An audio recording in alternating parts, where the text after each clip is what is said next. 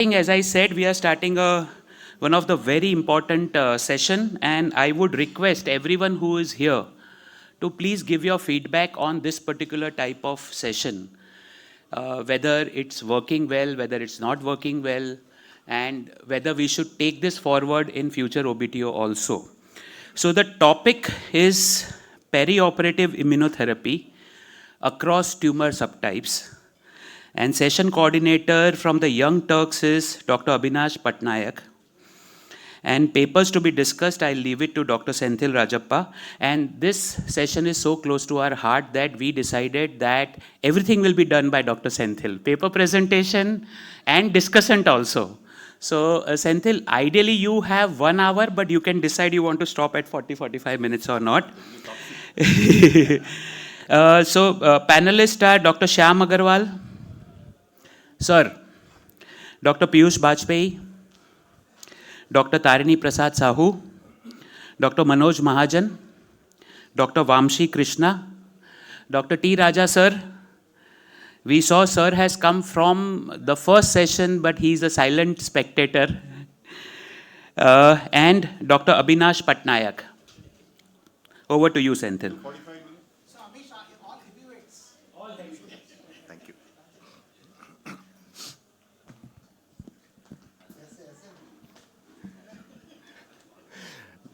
Good evening, everybody. Thanks, Amish, for asking me to do this long panel and a very challenging panel.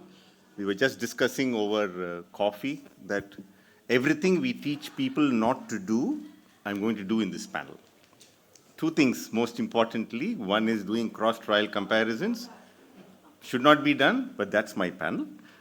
Subgroup analysis, don't torture data, but we will torture data because I hope it will not torture you for the next 45 minutes. Okay, so what am I going to do? I'm just going to discuss 3 subsites. One is head and neck. The other is urothelial.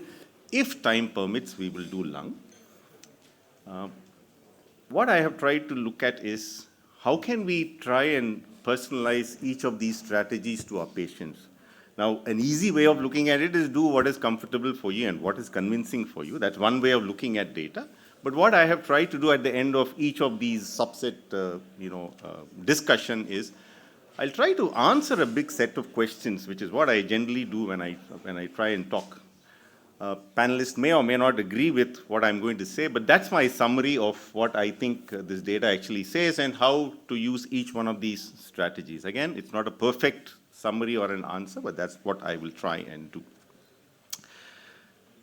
Okay. So, Sahu, let's start with you. By default, is perioperative approach the best for localized, and when I say localized, I mean operable solid tumors? If yes, why? If not, if anybody in the panel feels it's not, and then why again? Theoretically it just looks... for the majority, I would say. Yeah. So theoretically, it looks to be the best approach if you are doing perioperative, especially the neoadjuvant part of it. Okay. Because the tumor is there. So the neoadjuvant part of it, when you're using immune checkpoint inhibitor especially. Yes. Because of the tumor antigen being there, tumor being there, and all that theory. Right. Anybody feels otherwise? That is, sir, Shyam sir? Yeah. So perioperative means preoperative and postoperative. Correct. So is there a clear role for post-operative immune checkpoint inhibitors? I think that's a big question at this time. Correct. But, if you lump everything together, you think the perioperative strategy is what we most commonly do. Is that right? One can challenge with just neoadjuvant followed by surgery. That's what we're going to discuss. But broadly, we kind of accept that the perioperative is what it is. So okay. Only a caveat that we still don't know what is the best or what is the way to decide which immuno and where it works in every case or not. I think that's important. So many unanswered questions, but this is just a broad question to kick off the panel, I would say. So this is a set of studies in head and neck cancer where immune checkpoint inhibitors have been used in combination with radiation therapy, followed by some adjuvant period of immune checkpoint inhibitor. Okay? Concurrent chemo, RT, IO, followed by IO maintenance for locally advanced head and neck cancer, squamous cell carcinoma of the head and neck. All of them are consistently negative. All of them consistently negative. So the question is immune checkpoint inhibitor the game changer, or surgery the game changer? Piyush, you want to take that? And any thoughts on why consistent failure? That's another question. Yeah, so probably this particular subsite where the tumor hypoxia, I mean, if we look Lung at cancer, the current, Pacific 2 negative. yeah, so if So we not necessarily this area. So that's what I'm trying to point out. so I mean, we got a Nivostop positive, and the We hypothesis haven't gone to generated- Nivostop at all. I have stopped you here now. Yeah. Okay? We are stopping for a moment and asking, is the ability to do surgery the game changer, or is the immune checkpoint, because the same antigen is here also. We've exposed it to that. Sir? Right. Yeah. So if you look at the head and neck cancer studies, PD-L1 inhibitors have scored over PD-1 inhibitors. You look at avelumab, you look at atezo, so those are negative studies. 412 at 2 years follow-up was negative. When they did another 2 years follow-up, actually it turned positive. But It's it's, not not approved. standard recommend. No, Correct. I know it's not approved at It's this not point in accepted. time. And the So other, what I'm saying is that the key, one key is the use of PD-L1 inhibitors like Nivo post-op. okay, fine, we'll You know, take right, it. right. It's fine. That's your thought. Yeah, so. So if you look at the Javelin and the Keynote-689, one thing that stands out if you read the paper in full is that the higher CPS, So you're all talking about PD-L1 as a biomarker. You're saying select patients with higher PD-L1. No, I am not telling You're that. not saying So that? so the point that is coming out of these two, which I wanted to make out, which was a point, is that in both the trials, CPS beyond 10 and 20 respectively, they were positive to a margin. So when the tumor is not there, what you can look at is probably then CPS does play a role, start to play a role. Okay, so let's then stop you there and ask you, what about A18 cervical cancer? Okay.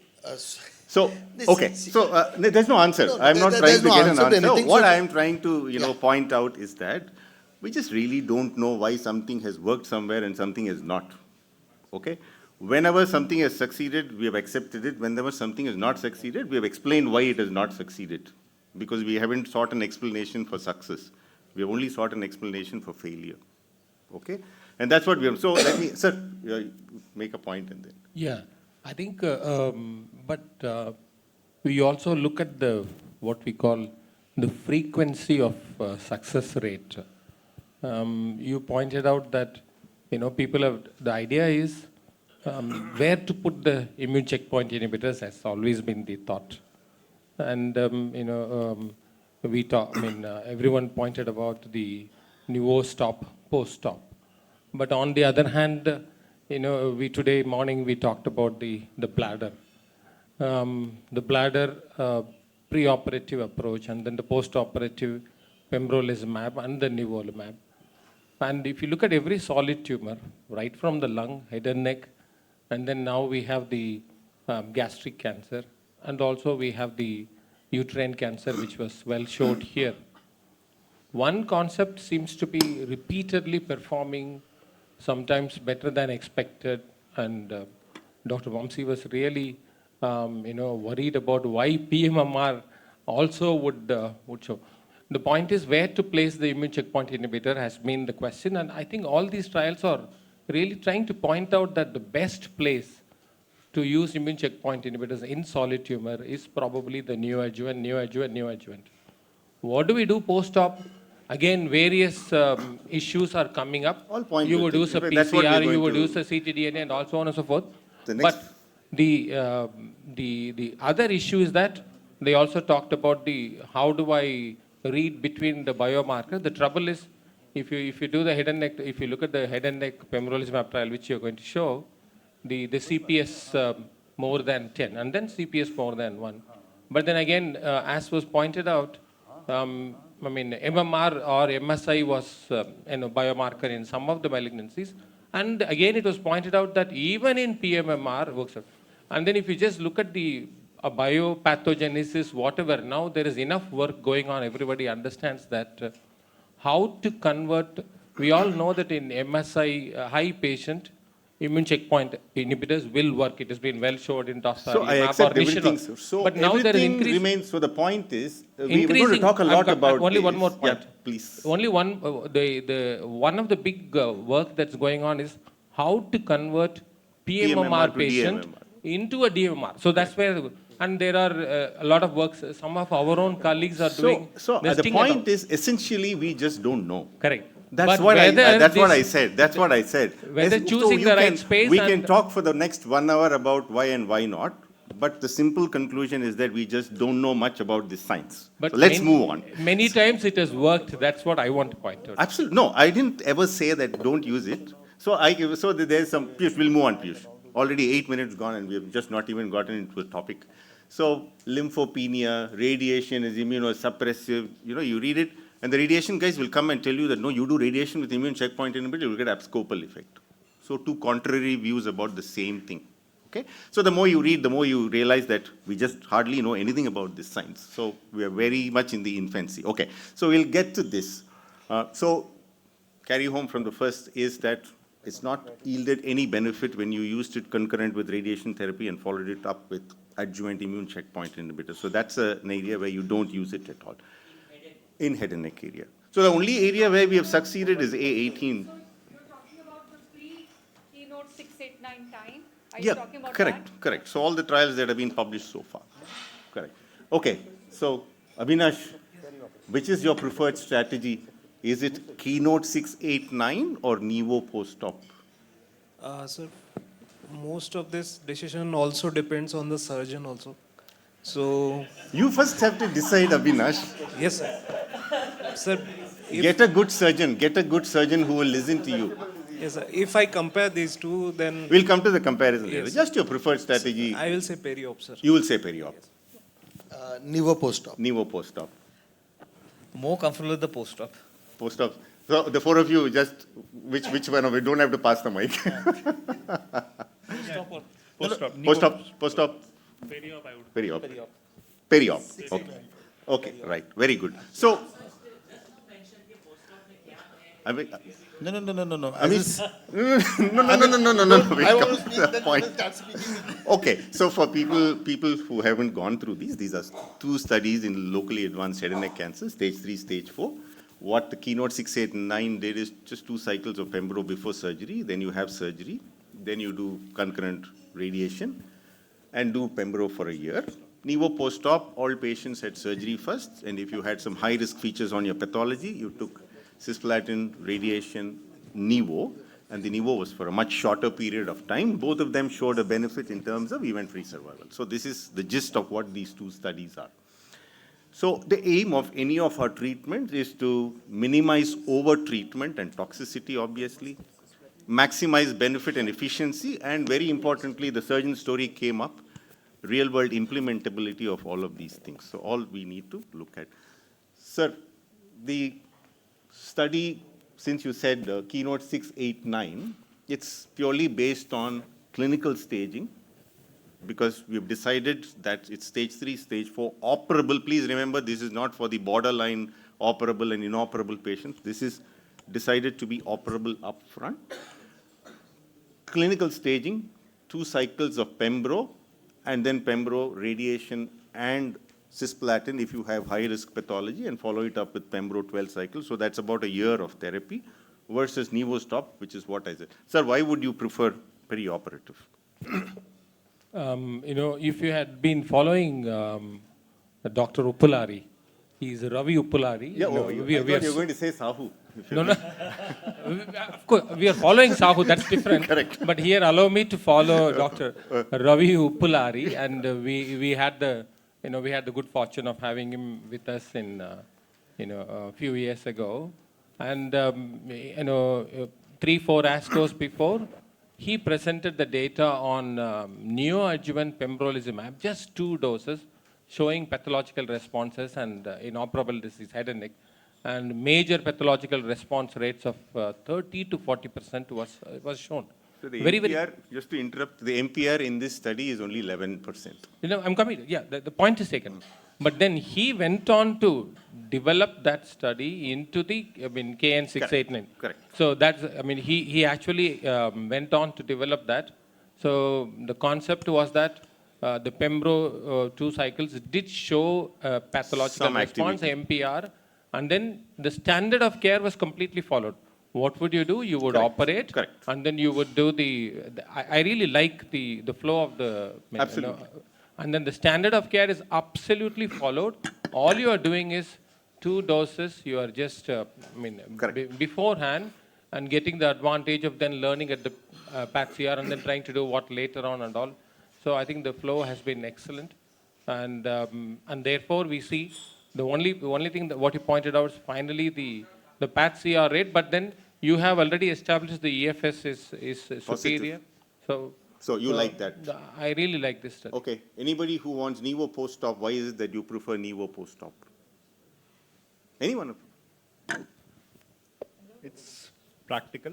It's, the first point which was raised, whether the surgeon would send it or not. So eventually you are actually selecting a bad biology disease in a country where, So you're talking we are- about implementability. Yeah, Okay, implementability. very good. What else? So issues for me which I put forward for this is not the concept of the perioperative. Here, just 2 cycles of Pembro, I think, will evolve, and you will see trials where you would have 3 to 4 cycles as we normally standard do with the chemotherapy in the perioperative and the neoadjuvant part in head and neck. That will be the future. Just 2 cycles, and with the So patient. Sahul, just sorry to interrupt because we're running. So I just want to, whenever you make a statement, Yeah, sorry sure. for interrupting. Sure. So 2 cycles, look at the number of people who have already progressed. So I was coming to that. You're coming to that? I was Lovely. exactly Come coming to that. Come. And Amish, yes. Come. So my problem is this exactly which I put forward in the OBT when we did online. Okay. So I was not comfortable with this amount of patients in operable oral cancer. So that is a concern for you. Definitely, Patients huge concern. progressing. And second, my second concern with 689 is they have enriched it with the PD-L1 positive. You look at the data for PD-L1 positive in head and neck cancer, it is around 70%. So And PD-L1 here it is is 90, 91. 96%. So It they is have enriched, 96%, yeah, if I'm they have not enriched this population to favor the experimental. So you're putting your this thing on PD-L1, and so the concern, one of the concerns when you do 2 cycles of Pembro are progression. We know that patients who are EGFR amplified, MDM1, patients who have low PD-L1, these are patients who have a high likelihood of progressing. So that is one major problem, and that's what this whole thing. I don't know how many of you are able to see from there.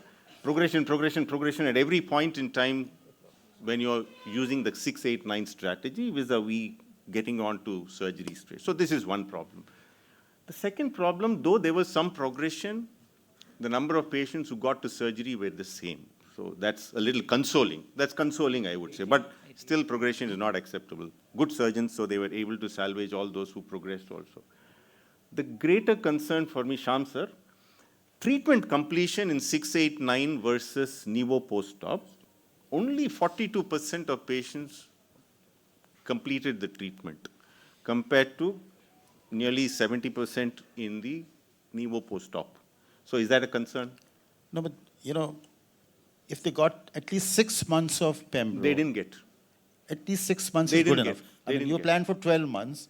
If you're getting 6 to 8 months, I think that is sufficient to drive the advantage, and which is what the study still was so showing. I think the number is always a debate, right? How much is necessary? In fact, you very Right. nicely raised that point, Correct. whether you really Absolutely. need it or not. Absolutely. So the point is that So no. So completing- before you say that, so the issue is, do you give before or do you give after surgery?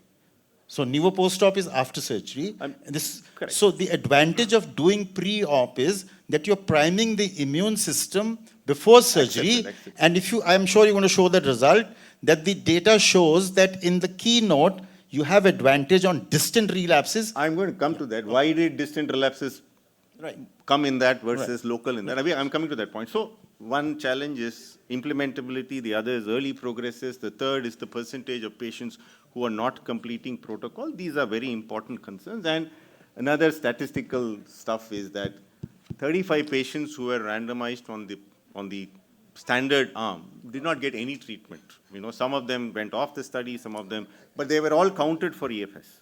Okay, so that's not a great thing to do. Chirag? One more point is that in 689, probably you are over-treating some patients. Not some, quite a few. Quite a few. That we are not in That's a Nivo challenge. post-op. That's a challenge. We'll come to bladder, we'll see more over-treatment there.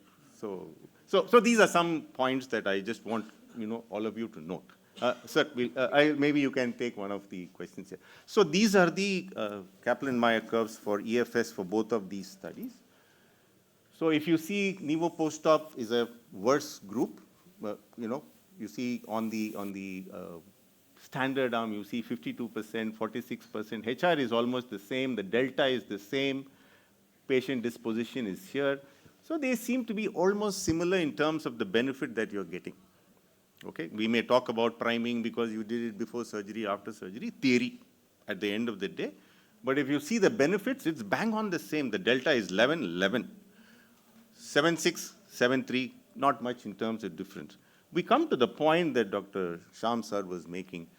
Any reasons why we think, apart from this immune priming business, immune priming in my mind is a lot of theory. Not that I don't like it. I like it because obviously I use immune checkpoint inhibitor. But is there some other reason why we think that this difference is actually happening? What difference are we talking about? In the Nivo post-op, the difference in terms of EFS was predominantly in local recurrences. In 689, it was distant recurrences. Okay? Sahu, you want to? Why did this happen is the question. Yeah.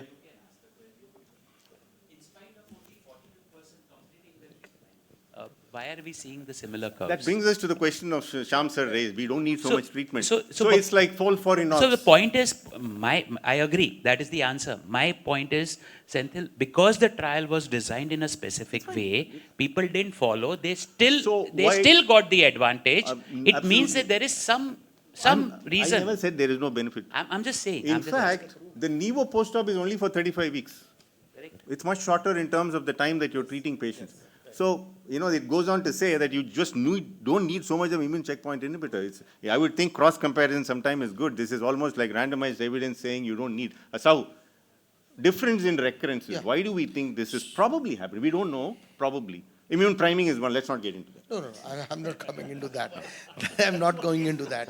See, the loco-regional is much higher in the Nivo post-op because of the patient they have taken. Lovely, very good. So tell us a little more about it. So if you look at the high-risk group which they have taken, what is that high-risk group? The T4s, N2, N3 which they have taken. And pathological margin positivity, close margin, it's around 89 to 90% patients. Correct. So that would per se be a risk factor for loco-regional recurrence, and that is how it's playing out there. Correct. So this loco-regional recurrence preventing, is it likely to end up in an overall survival benefit? In a prolonged follow-up, yes, I will see that. That's what I expect. And why is this happening in this is happening to my thing because of the prolonged duration of immunotherapy, which are giving longer than what is being given in the Nivo post-op. So that early recurrences that we see in head and neck cancer are probably being prevented. That's my take. So you're almost there. So it's prime. Yeah, some explanation. Yeah, Seventhi, quickly. So, when Nivo post-op took such high risk, and if you look at the data from TAX 323, TAX 324, all these high-risk performers, the distant metastasis rate should also have been higher. That remains unexplained why they I'll saw. come to. That's what I'm trying. I just thought. Okay, so one more I'm waiting. Oh yeah, please go ahead. Yeah, so that explanation which you dissect, a lot of these studies which are available for head and neck cancer suggest that higher the risk, more the likelihood of benefit from these PD-1 inhibitors. Correct. That's taken. So Sahu pointed absolutely right that you have a set of patients who have such a high likelihood of local recurrence that there's something called as a competing risk. Where do you fail first depends upon where you start. So if you started with a set of patients who have a high likelihood of local failure, that's where you will see the difference first. All of these will end up failing next systemically, and as Sahu pointed out, the longer you follow up, the more likely you will find an overall survival benefit. Keynote-689 has a much lower risk set of patients who have a less likelihood of failing locally, but have a higher likelihood of failing systemically. So that is one reason why you're not seeing that many local recurrence difference. So let's say a T3N0 oral cavity, the likelihood of a local recurrence is about 15% after surgery and radiation therapy. The likelihood of systemic recurrence is about 20-25%. So the local recurrence rate is much lower compared to the systemic recurrence rate, depending upon what your clinical stage at the time of diagnosis is. And this is one probable reason that we are seeing this difference. Of course, people think it's also to do with immune priming and so on and so forth. all hypotheses, but this is one probable reason. But I have a feeling that both will ultimately end up giving us overall survival benefit. That's what I think based on the separation that we are seeing. Let's hope it is. It's good for our patients ultimately. Fine. So then we come to quick few questions before we wind up this part of the PD-L1 testing. Sir, will you do PD-L1 testing before you decide which strategy to take? How long does, so you will have the time enough and you have a good surgeon who will, wait? Okay, so you're saying PD-L1 selection. All of you would prefer to do PD-L1 selection? If you're going 689? Everyone was PD-L1 positive. Correct, almost 90% plus. No, he's talking about more than 10, correct? Am I right? The higher the PD-L1, the more the benefit is. The FDA approval for Pembro is PD-L1, CPS, more than 1. So if you're negative, which is what most of the patients in this study are, so it's probably that's what. Okay, all of you spoke about real-world implementation. That's a very important practical point because all these present your head and neck surgery department, unless you have a colleague who believes in this concept of doing some perioperative, it's unlikely to reach you before surgery. Or you have a tumor board which discusses every single patient. At least that's not the case in our tumor board. So these are two very important points that one needs to consider. Shorter duration of treatment, Vamsi, would you prefer it because Nivo-stop is, or Nivo post-op is only for 35 weeks? Does that make it attractive?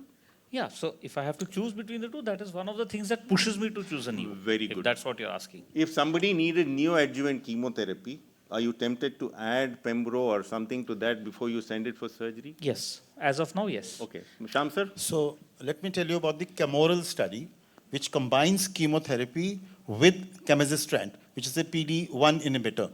Camizestrant? Yes. No. Camrelizumab. Camrelizumab. Camrelizumab, Right. sorry, the Chinese drug, So there the pathological CR is 25% and the MPR is 47%. Here the MPR is just 10%. So I think the studies need to combine chemotherapy with the PD-1 inhibitors to get the best out of these agents. Agreed. But at this point in time, that's not standard of care. So you may decide to do something like that on a case-by-case basis, but that's not standard So again, of care. Dr. Yes. Though where you give chemo is actually not in the operable. You would give in the borderline resectable or something. And borderline resectable is where you don't want to do this strategy because you don't want them to progress in the next 6 weeks and lose the likelihood of being cured. So be very careful when you're choosing. I'm going to summarize that in my... One point, I don't know why it happens. Hypopharynx is just on the other side. This is for 689. In fact, this is where if your immune priming story is true, you should have the maximum benefit because this is the subsite which is maximum systemic failures in head and neck. And there, your point estimate is almost saying it might be detrimental. I don't want to, again, torture subgroup analysis data. Is it by chance that this is happening? I would think it is by chance because I don't have a good biological rationale to explain why hypopharynx patients are... No, but Exactly, so Keynote-689 should have prevented it. You did 2 cycles of Pembro before surgery, right? I'll tell them. जब BAMC करे तो गलत और आप करो तो सही. Says the worst biology amongst the head and neck Correct. subsites. I totally agree. So that's Hypermutated should then respond to immune checkpoint inhibitor. No, see, Yeah, but there are hardly that's 20 not the patients case. there. No, When come you on. have- No, since I said don't bother about it, Worst- Seventh madam only worst- started this. Worst biology, Senthil. These are poor performance. I said even I am not able to explain this. Can somebody no. explain? This Quickly. is very important clear. thing. This is जब the BAMC worst करेगा, biology. Summary part 1. Summary part 1. Senthil, one more point. Summary part 1.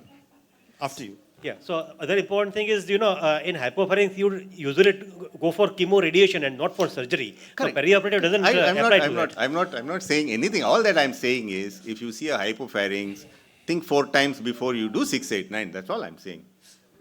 I didn't say don't use it. Correct. It's very underrepresented. Dr. Senthil, No, don't I'm do not saying- CTRT, do surgery and do Nivo post-op. Whatever. Correct. So that's fine. I think would no. rather 17 minutes. Yeah, I would rather do 689 in a patient who's cisplatin ineligible. I'm just coming to that. Okay, Where? So this is my thought on.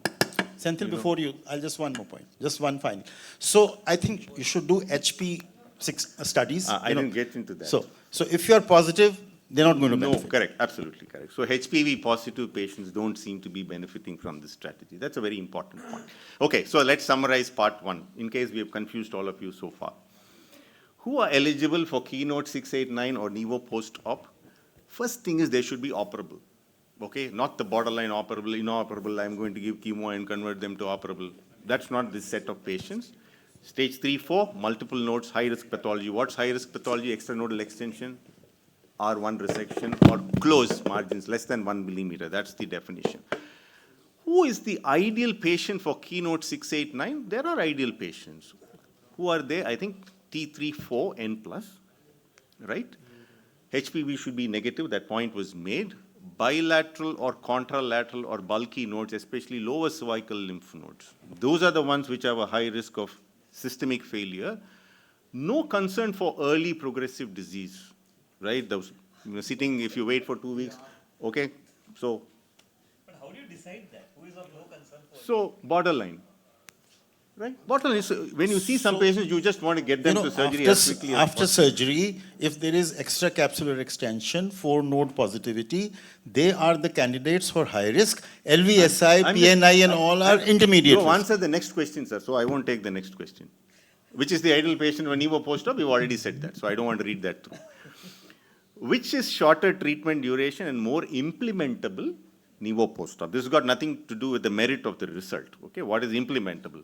Which approach leads to more over-treatment? It is certainly Keynote-689 because, as I said, stage 3, T3, N0, oral cavity, right? Does the prevention of distant metastasis make Keynote-689 the preferred approach? Not necessarily. It is one of the other approaches. Is there a fear of progressive disease with Keynote-689? Yes. You can use biomarkers, as sir was saying. Those surgery rates are similar. That's quite reassuring. So you don't have to dump this strategy just because there might be a higher risk of PD. Is there an overall survival benefit? Not yet. Is PD-L1 predictive? Unclear. But in Keynote-689, approval is for PD-L1 positive patients only. Exercise caution in these areas. Keynote-689 and hypopharynx, Nivo post-op, and P16 positive oropharynx. These are 2 areas. And vocal cord. Correct. I didn't want to, that's again dissecting that forest plot. I didn't want to do that, okay? So this is my summary of part 1.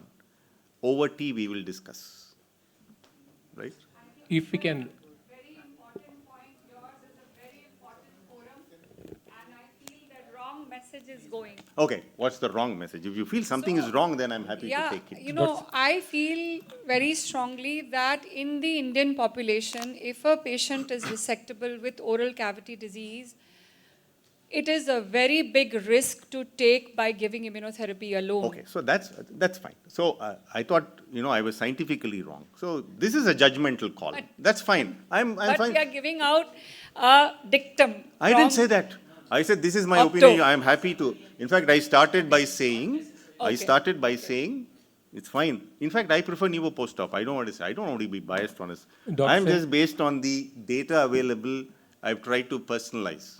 You may not agree with it. That's absolutely fine. You're entitled to your opinion.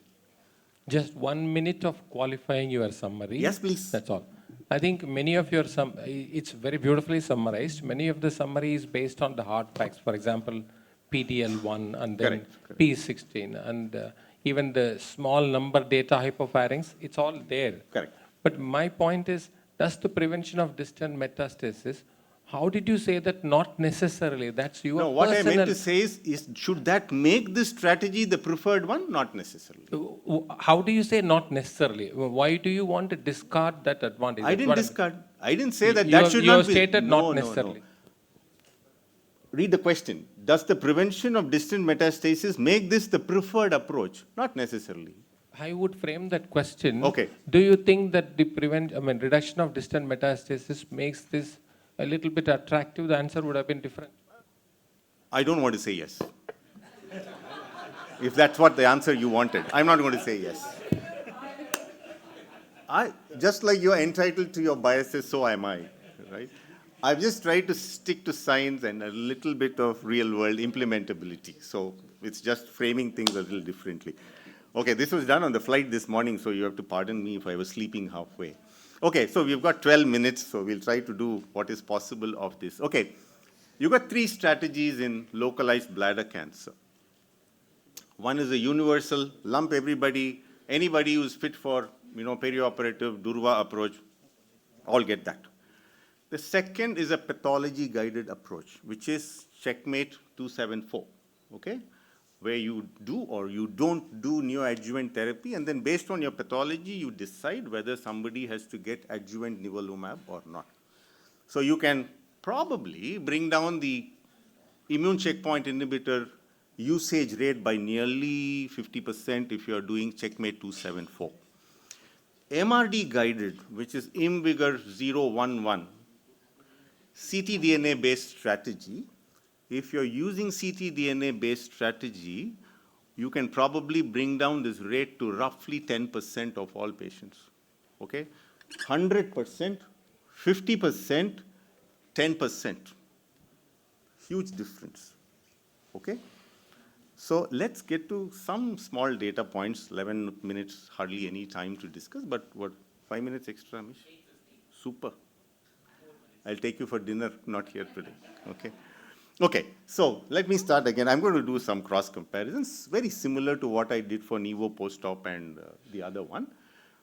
Look at these two. This is only MIBC population. Remember, CheckMate 274 had 20% upper tract. We've removed the upper tract from this. And I just want to point out that you won't see a p-value here because they have exhausted the p, so they won't give you a p anymore. But you see that all the hazard ratios are well within the significant limits that you would expect it to be. This is 80% of the population, not 20% of the population. So I would think it's a powered analysis, but because the p has been exhausted, they're not giving you a p here. Event-free survival at 36 months is 46 versus 32, 52 versus 40. So the difference delta is actually a little better here compared to here. This is a poor prognostic set of patients. Half of them have not had any neoadjuvant chemotherapy, pathologically higher stage compared to this, but you still have a decent number here. The hazard ratio here is 0.66 for all patients. It's 0.5 if you took PD-L1 positive patients, that was about 40% only. And it's the same hazard ratio here.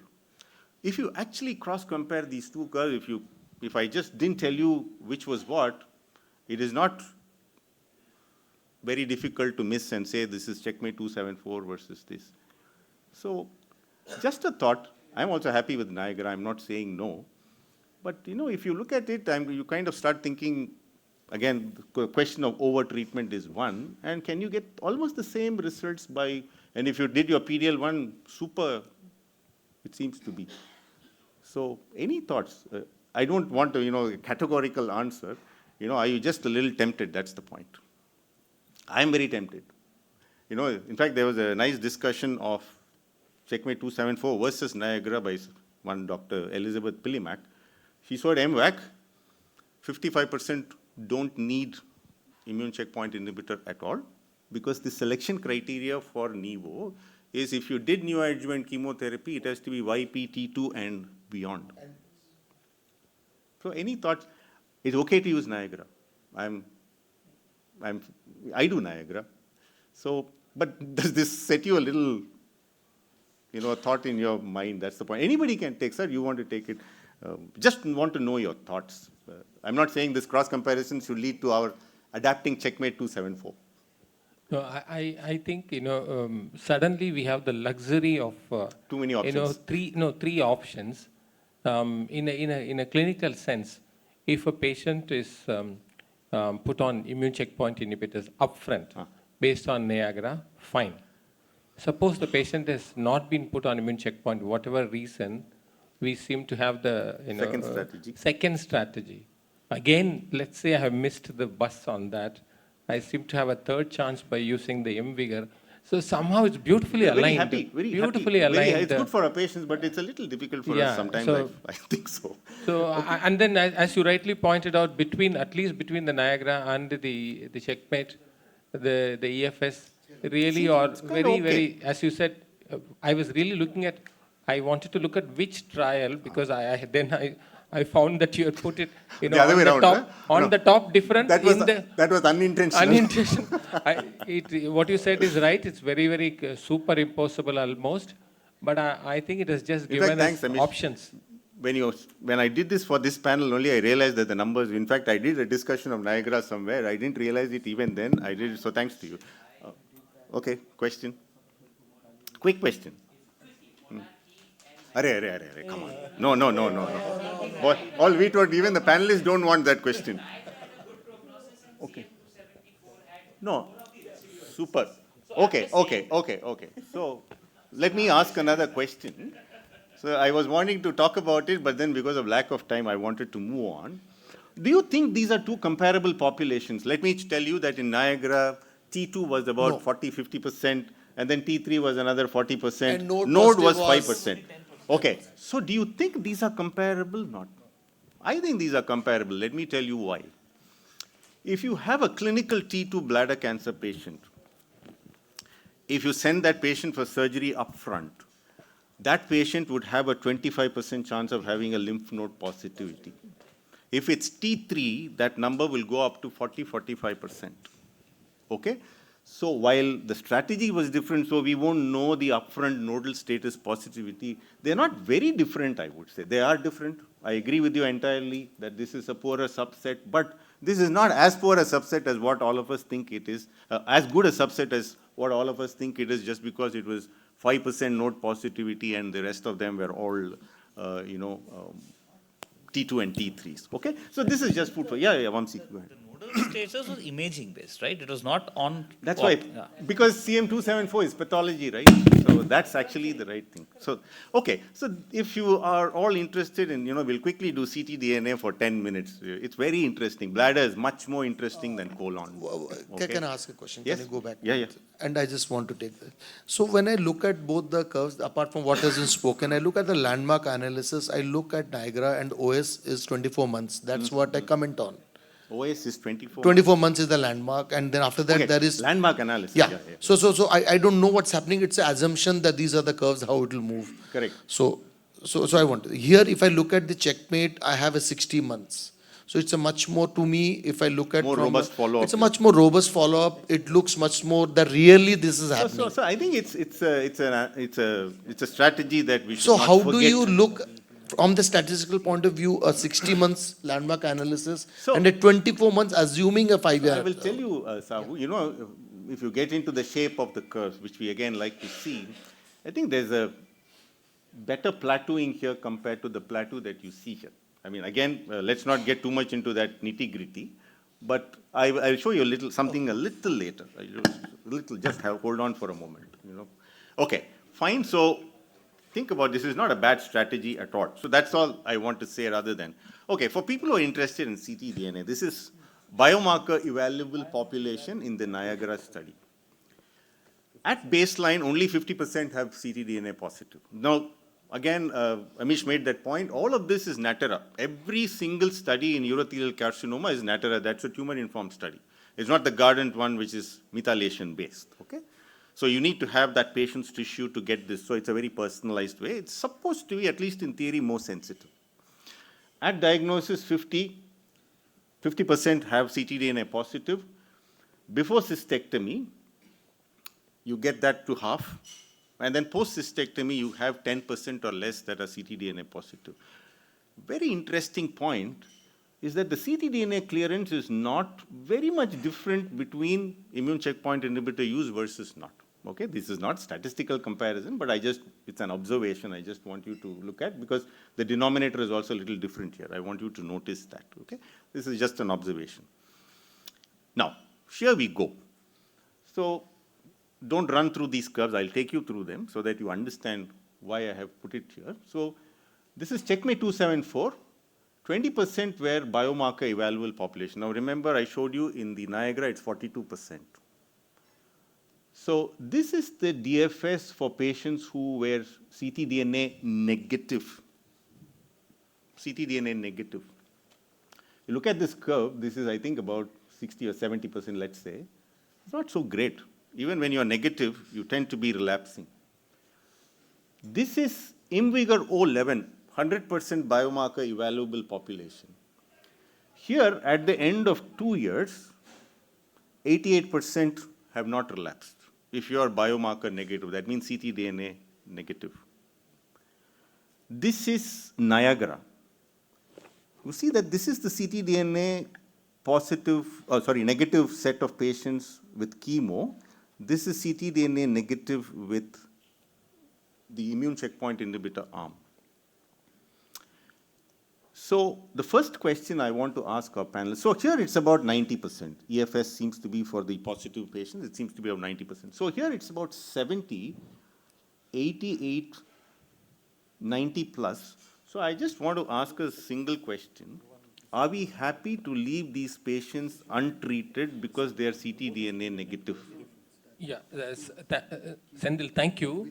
I think the previous slide that you showed, these two slides are very important as far as bladder, Niagara, and everything else. Correct. What you showed is right. And this set of the Kaplan-Meier curve that you have shown on the right extreme, where you showed that the DFS is really influenced by the ctDNA clearance. That seems to be a separate fact. I think many facts are aligning, and then there are other analyses in which the the ctDNA clearance is also correlated with the pathological. We'll come to that too. That's the next one. I'm just couple of points only there. Yeah. So and then you also pointed out something important, like what was discussed earlier, and as was pointed out, this is a very, very clearly tumor-informed, Natera-based thing. So the point is, when I understand that the ctDNA is helping us to DFS, correlates with our PAT-CRs, and therefore whether that can be used to negate the use for further therapy, even if it is Natera or non-Natera, the answer is coming from somewhere else. One of the longest run trial, I think you are supposed to discuss that, the Keynote-522, after 5 years. I'm not discussing. You're not discussing that. In that now, what is that they are taking it? It's known as something like, it's called as PCR, in which in the same patients post-op in breast, they are looking at ctDNA clearance versus negative. And if it's positive, then they are again randomizing there and they are showing. Correct. And that is not Natera. So the point is, it will give two answers, whether you can escalate, de-escalate based on that answer, and whether other ctDNA technology or platforms can be equated to Natera. Absolutely. It will come to that. The reason why I put this up is, I'll tell you why I'm talking about these numbers. Yes, sir, Seventhi. So I have that ctDNA talk coming up later for the colorectal, and one of the things that I will be showing is, even in the ctDNA negative cohort, how the risk features contribute to the variations. Correct. So baseline risk matters, all those things are. But I just want to get a general impression. So IMvigor says that this is acceptable and you don't have to treat. This is just at the end of 2 years. Okay? Are we happy not to treat? I just want a raise of hands. How many of you think that you're happy not to treat if the ctDNA is negative? That's all. Happy not to treat? Happy not to treat? Excellent. So 88 is fine. No, do you so do Oncotype DX? No, Dr. Senthil, the question is, if the right and the right. Everything right. Natera. Yeah. Every 6 weeks. So every 6 weeks for 1 year. For 9 That months. also. Huh? For 9 months and then 12 1 year, 1 year. For 9 months and then 12 months. Okay. I'll ask you one question. Senthil, sorry. Quickly, just 30 seconds. Your first slide was that does surgery drive? In this slide, are we going to say, does ctDNA drive everything? No, I'm asking you totally different. You wanted to talk about monarchy, right? We'll get you to there. I don't want to now. I want to get you there. I don't want to now. So, I want to Dr. shine the point. Can I ask? Okay. Dr. Senthil, can I ask a question? Yeah, go ahead. Does this mean that the rest of panelists say that we will, if a patient has undergone a surgery, no PAT-CR, but ctDNA is negative, you will not give anything? Just 3 minutes. I'm going to the PAT-CR plus ctDNA slide in a moment. Do you do Oncotype DX, Amish? Yes. Okay. So 25 risk score, 45-year-old lady. What will you do? In premenopausal, I don't do. Premenopausal. 45 you said, T2N0. na? T2N0. T2N0, 25. again, if there are no other risk factors, I don't give. You don't do oncotype DX at all? Premenopausal, I don't like to do. Irrespective of node positivity, negativity. Correct. Okay, 55-year-old, doesn't matter. Okay, let's come to that. T2N0. If there are no other high-risk features, I won't give lymphovascular chemotherapy. invasion is present grade 3 tumor. I would give chemo. Lovely. So why did you give chemo? Because the RS is 25. Correct. Okay. So if the RS is 25, what is the risk that this lady will get the disease back in the next 10 years? See, what the RS score Don't answer like is examination. 4%. If you ask one number, you have to give one number. 4%. Don't say, all Peri that क्यों story. ले रहा है? 4%. I said 4%. 4%. Wrong.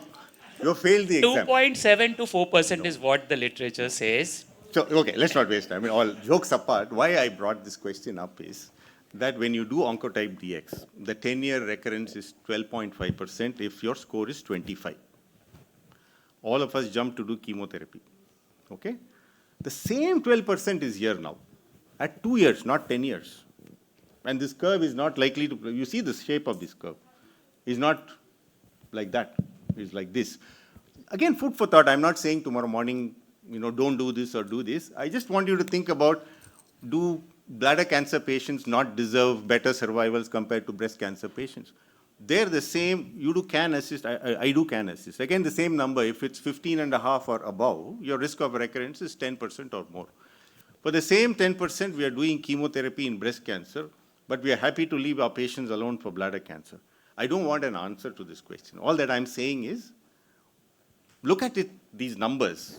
Our way of dealing with numbers seems to be different depending upon what it is. So the next time you do it, just, Seventhil, go ahead. So that's what I was trying to say. That Other parameters, even in the low risk feature, They still- where you are saying ctDNA negative, low risk, there also there are nuances that are emerging. 100%. That's exactly what I'm trying to say. So it's not as simple as negative, don't bother. If it's positive, be bothered. In fact, I would say positive, don't be bothered. Anyway, they're going to do poorly, whatever you do. That's the way. In fact, all these curves, look at that. The other point Dr. Rajappa brought out very nicely, look at the correlation between PCR and ctDNA positivity, negativity. If ctDNA is positive, you're almost never getting a PCR. But if you're ctDNA negative, only 50% have got a PCR. Why is this important? I think what Senthil mentioned, you get better separation in terms of these curves when you add more parameters. So starting with whether you are T3, T4, and then what treatment you had, and then are you also getting a PCR? I think there are so many factors that will ultimately determine where it is, and that's exactly why we're failing with these strategies, I suppose, because we're calling it a binary. Let's say instead of calling it a binary, why don't you say it's 0.1%, 0.2%, 0.5%? That might actually be better. So again, think about it that way. Now this is all patients who were ctDNA positive. I'm trying to tell you that, look at these curves. What can you do about this? You really can't do anything about this. So that's why, for me, I'm more worried about the ctDNA negative patients. Should I do something more or not? For me, is a bigger question than what do I do to ctDNA positive patients, because they're dismal. Look at this. This is I am bigger. 9.9 versus 4.8 months. Senthil, the point is about ctDNA is, the point is about escalation and de-escalation. Which we don't know at this point, except IMvigor. It is becoming very clear. If you look at the more data set from Niagara at least, you will see that the ctDNA clearance, your Kaplan-Meier is really running close to 90 and 100% and all that one. So I think you can't deny that. The point what I'm trying to say, this is clearly, it can correlate with other parameters, but it is clearly telling us one direction. Correct. Escalate, de-escalate based on this is what Absolutely. So this escalation, fortunately, is a simple escalation, which is just addition of immune checkpoint inhibitor.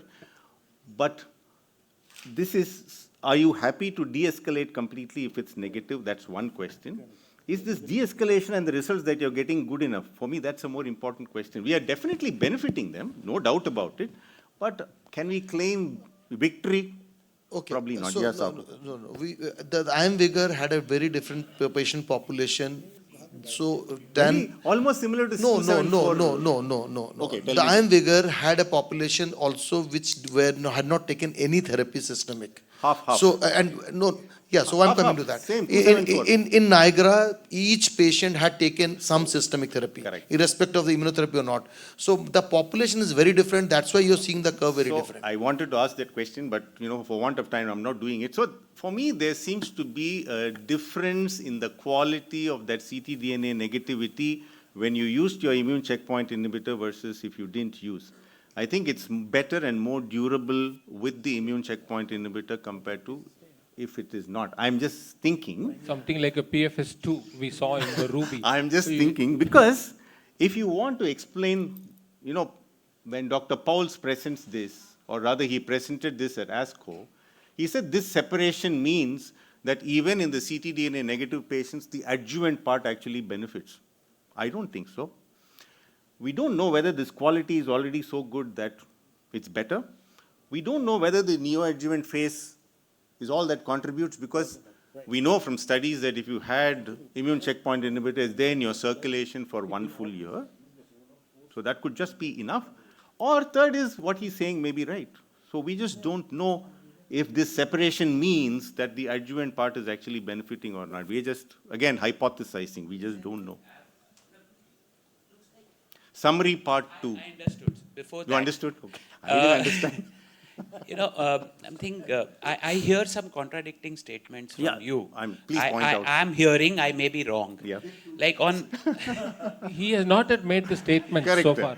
Where, neoadjuvant. Sir, secretary can say anything he wants. Otherwise, he'll cancel my ticket tomorrow morning. In Niagara, you just mentioned that probably the neoadjuvant part, making ctDNA negative, may be sufficient enough IO in circulation. Maybe. On the other side, you said that ctDNA negative and you people are still post-op comfortable not giving any treatment because there are so many other factors involved, because that 11% difference. This is what I understand. Are the two not contradicting statements? What I'm saying is that it's prognostic without any doubt. It's predictive also without any doubt based on the IMvigor 11. What I'm trying to stress upon is that negative, to simply say they're doing superbly well, you don't have to bother about them, may be a bit of an overstatement at this point in time. That's all, which is what I'm trying to say. I'm not, because it's at least here you have an outlier here. You see this. 20% biomarker evaluable. Look at where the EFS is. That's kind of dismal, right? You wouldn't accept this in any other subset. Okay, so we'll stop now. So I'll just summarize part 2. Are we optimally treating our patients with urothelial cancer? Certainly not.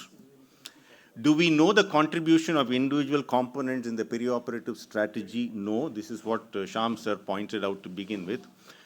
Based on my humble opinion, what are the ideal patients for Niagara? I said when I started that I'll try to compartmentalize so that for people listening, it is easy to take this back home rather than leave you with confusion. What are the ideal patients for Niagara if you have a creatinine clearance of more than 40? I specifically mentioned this because this is not the definition of cisplatin eligibility.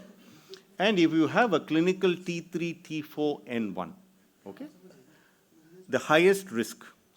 That's where certainly I think Niagara adds a lot of value. Who are ideal for CheckMate 274? It's the clinical T2, T3, clearly N0. I myself said that the node positivity might be significant, but with all that, this is what I think. Pardon me? T3 is overlap. T3 N plus there, right? Or T4 N0. No. Clinical, because you have to decide a strategy when you start, right? You have to decide when you start, right? Is IMvigor ready for clinic? I think the answer is yes, especially for someone who wants to avoid systemic therapy. You do it, it's negative, happy to leave them alone. If it's positive, certainly you may want to use the immune checkpoint inhibitor because it's clearly showing benefits. So for me, it's ready for clinic. Can we extrapolate the prognostic or predictive value of ctDNA across drugs and strategies? I think largely yes, because it's giving us a clear signal. Prognostic value is certainly undisputed. We are starting to get data for the predictive value also. Does ctDNA negativity mean excellent outcome always? The answer is no. Can we improve its prognostic value to decide on escalation, de-escalation? adding PCR, a better test, more tests, instead of interpreting it as a binary test, interpret it as a continuous variable. All this can improve the sensitivity and select patients better. Can we skip all treatment for the post-neoadjuvant, post-surgery ctDNA negative patients? I'm talking about the Niagara group. Maybe for the IO chemo ones, you can probably think about omitting because that curve is very good, it's beyond 90%. What about the 10% who remain ctDNA positive? I think we need better strategies, but we don't have them at this point in time. In fact, the modern study is adding relatlimab to patients who are ctDNA positive. In patients who are ctDNA negative, the randomization is nivolumab versus something else. So I think the opinion seems to be that you can't let them off like that.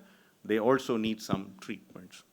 So, and then I'll make a grand summary, if you say so, because Amish wanted me to do this. So this is probably Senthil, the, yeah, sir. Would you comment on PET-SAVE and Pembro? I didn't. So, you know. Okay, so I think the ctDNA negativity rate will be higher. I think the quality of that ctDNA negativity will also be better. Even the PCR is almost double. 55%. 57%. Whatever. So I think it'll be better. You can stratify them better. I think that stratification can be, cemented better when you do that is what I feel. Okay, so since time is really up, I don't want to consume other people's. So this is the grand summary of what I think perioperative is all about. We don't know why some strategies are more successful than the others. We don't know the contribution of components in the perioperative approaches. Perioperative strategies lead to lots of over-treatment. The key is to learn to escalate and de-escalate post-neoadjuvant. So I think all of us agree that neoadjuvant should be there. What to do after that is the big query. Adjuvant only seems to be the least attractive, at least I was discussing lung also, there's no time to do that. So, and since Ullas is here, I don't have the eligibility to do that, so I've left it at that. However, ctDNA guided adjuvant is the way forward. While PCR and ctDNA testing together look promising, the context matters always.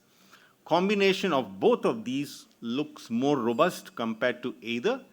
ctDNA seems to be tissue and strategy agnostic, but the prognostic value might vary. I'm saying that again, ctDNA seems to be tissue and strategy agnostic, but the prognostic value might vary depending upon multiple things. Ultimately, what's feasible and implementable in your setup is the right approach. So with that, I will not let any more comments. Amish will throw me out. Thank you so much. I hope you had some sense of what it is.